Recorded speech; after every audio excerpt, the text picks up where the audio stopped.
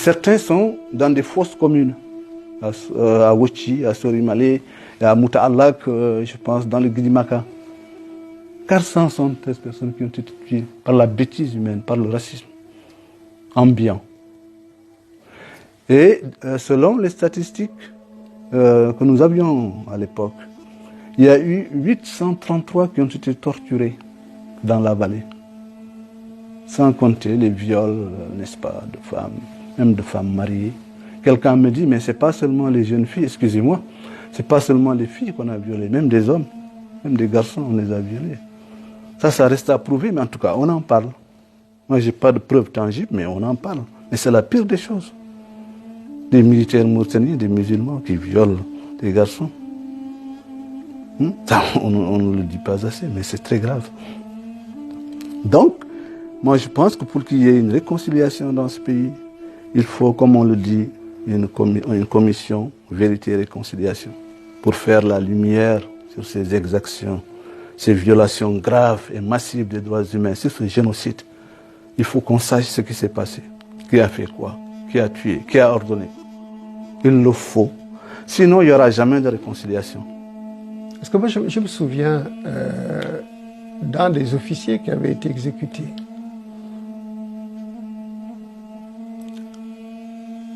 Il m'a confié. Il dit, mais ma femme est en état de grossesse avancée. Dites à ma famille, si c'est un garçon, il portera mon prénom. Si c'est une fille, il portera mon prénom. Imaginez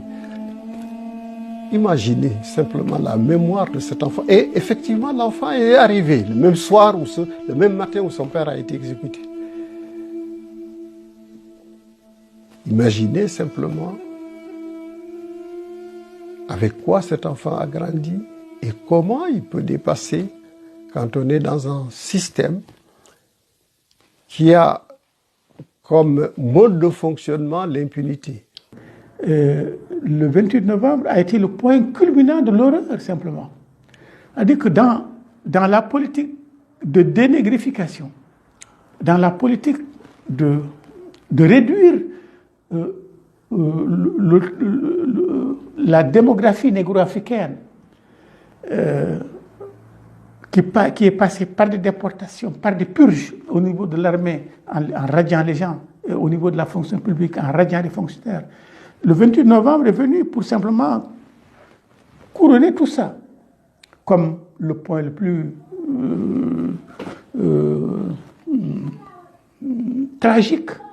Parce que simplement, il fallait pendre des officiers et des soldats au hasard numéroté au nombre de 28. C'est bien juste couronner la chose. Ce n'est pas le nombre qui est important, c'est la signification de l'acte en lui-même qui est horrible. Donc, on ne peut pas fêter ça. On ne peut pas fêter des soldats négro-africains qui ont donné leur vie pour ce pays et qui vont être pendus le 28 novembre pour juste leur montrer que non, vous n'êtes pas de ce pays et que vous n'appartenez pas à ce pays et qu'on peut vous sacrifier pendant le jour de la célébration du 28 novembre. Dès lors, à partir de cet instant, le 28 novembre, qui était un moment de commémoration joyeuse, cesse d'être pour nous, ce moment-là. Il devient un moment de deuil, un moment de douleur. Et donc, nécessairement, fondamentalement, tous ceux qui ont un petit peu de dignité et tous ceux qui ont connaissance de cette séquence de l'histoire ne sauraient fêter le 28 novembre, en toute logique. Nous appartenons à cette catégorie-là, en tant que politique et en tant qu'élément premier qui avait dénoncé ce qui se passe et qui avait mis en garde vers les par rapport aux perspectives qui étaient en gestation. Alors ce sont ces questions qui, je dis, les Mauritaniens ne peuvent pas faire totalement l'économie de ça.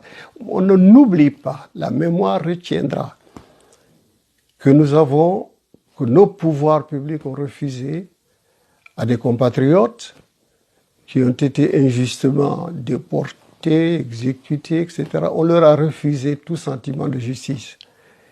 On ne peut pas, c'est mon sentiment, on ne peut pas construire un pays sur la base de l'injustice, sur le fondement de l'impunité.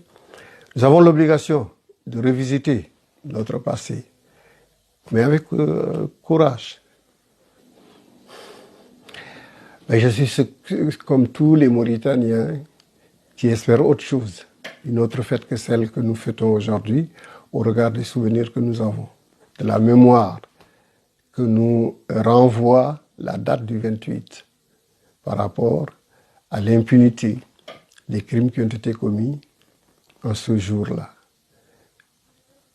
Le vieil homme que je suis souhaite pouvoir en tout cas assister à une chose, c'est que les Mauritaniens trouvent une solution pour que le 28 novembre devienne une fête partagée.